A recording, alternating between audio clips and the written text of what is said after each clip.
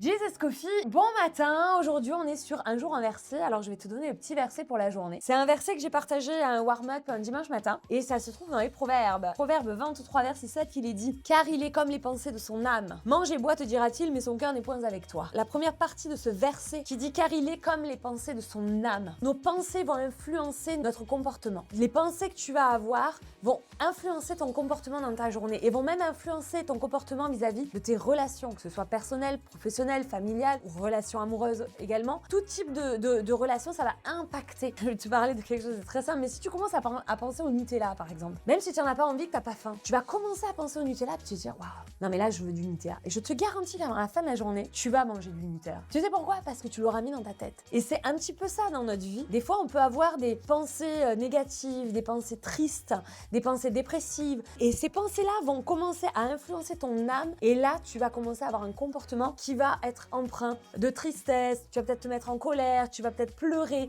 Ton comportement va être lié avec l'état de tes pensées. On est tel que les pensées de nos âmes. Amener les pensées captives à l'obéissance de Christ. Si tu commences ta journée dans la peur, dans la crainte, dans la déception, dans le doute, alors commence à ordonner à ton âme, et c'est biblique, c'est David qui le fait, ordonne à ton âme de se réjouir, ordonne à ton âme de bénir l'Éternel. Et là, tu vas voir que tes pensées vont commencer à changer et que ton comportement va également changer et va être en adéquation avec cette pensée d'adoration, cette pensée de joie, cette pensée de paix, d'amour que le Saint-Esprit va mettre en toi. Alors vraiment, c'est le conseil, c'est l'encouragement que je vais te donner par rapport à ce verset. Nous sommes tels que sont l'état de nos pensées. Notre comportement va être lié à l'état de nos pensées. Donc, que tes pensées soient soumises, soient captives à l'obéissance de Christ. Renouvelle tes pensées en Christ ce matin et sois richement béni, mon ami.